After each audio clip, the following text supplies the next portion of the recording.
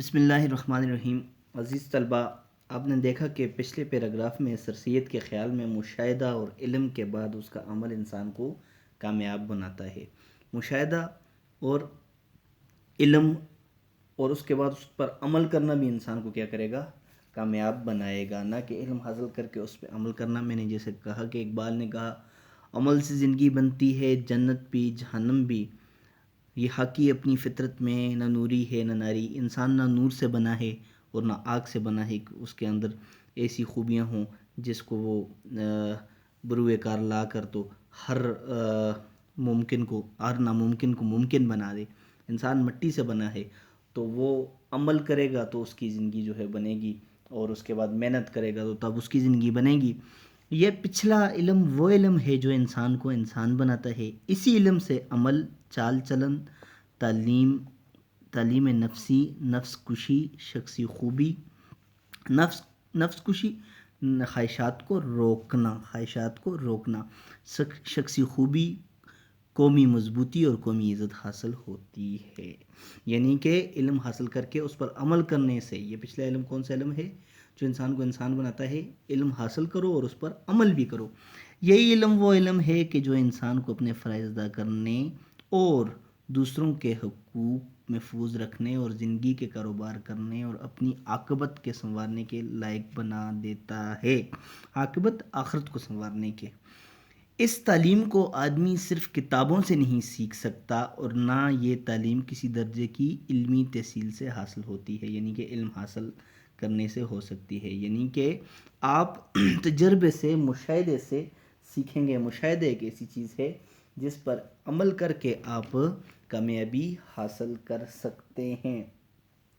مشاہدہ اور علم کے بعد اب عمل جو ہے وہ انسان کو کیا کرتا ہے؟ کامیاب بناتا ہے۔ اور عمل آپ نے کیا کرنا ہے؟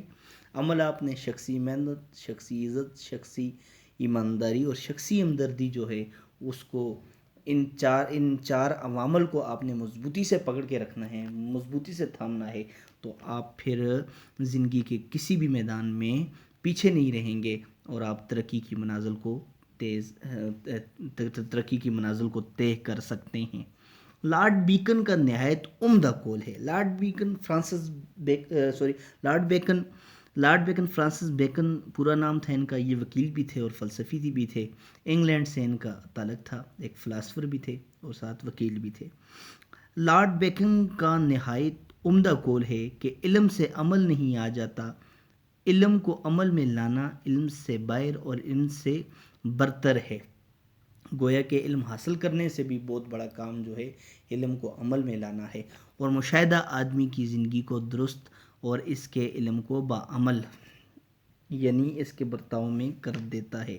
تجربہ جو ہے، پریکٹیکل بھی کہہ سکتے ہیں ہم، تجربہ جو ہے آدمی کو کیا کرتا ہے؟ درست بھی کرتا ہے، اور اس کے علم کو، اس علم کو بعمل کرتا ہے، یعنی اس کے برتاؤ میں کر دیتا ہے۔ یعنی کہ انسان کا رویہ جو ہے وہ اس کا علم کیا کرتا ہے؟ ظاہر کرتا ہے۔ علم کی بنسبت عمل اور سوانح عمری کی بنسبت عمدہ چال چلن، یہ نہیں کہ ہم دوسروں کی سوانح عمری جو کسی دوسرے پر کتاب لکھی ہوئی ہے اور اس کو پڑھ کر محظوظ ہوتے رہیں۔ ہمارا اپنا بھی چال چلن، طور طریقہ، رنگ ڈھنگ، یہ سارا جو ہے یہ عمدہ ہونا چاہیے۔ وہ کہتا ہے کہ علم کی بنسبت عمل، علم حاصل کرو تو اس پر عمل بھی کرو، اور سوانح عمری دوسروں کی زندگی پر لکھی ہوئی کتابوں کی بنسبت ہمارا اپنا عمدہ طور طریقہ، چال چلن، رنگ ڈھنگ آدمی کو زیادہ تر معزز اور قابل ادب بناتا ہے۔ یعنی کہ ہمارا عمل جو ہے وہ ہم کو کیا کرے؟ اچھا عمل ہمارا جو ہے وہ دنیا میں ہمیں کیا بنائے گا؟ زیادہ قابل اور معزز بنائے گا۔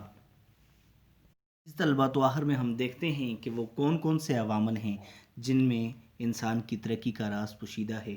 نمبر 1، سر سید کے خیال میں خدا ان کی مدد کرتا ہے جو اپنی مدد آپ کرتے ہیں، ایک آزمودہ مقولہ ہے جس میں قوموں کی ترقی کا راز پنہاں ہے۔ نمبر 2، سر سید کے خیال میں وہ قوم ذلیل و بے عزت ہو جاتی ہے جو سچی لگن، محنت، ایمانداری اور مستقل مزاجی کو چھوڑ کر کائلی، سستی، بددیانتی کو اپنا لیتی ہے۔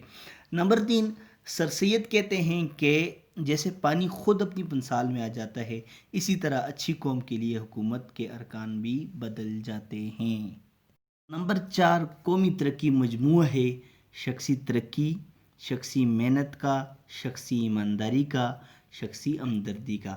نمبر 5 قومی تنزلی مجموعہ ہے شخصی سستی کا، شخصی بے عزتی کا، شخصی خود غرضی کا اور شخصی بے ایمانی کا۔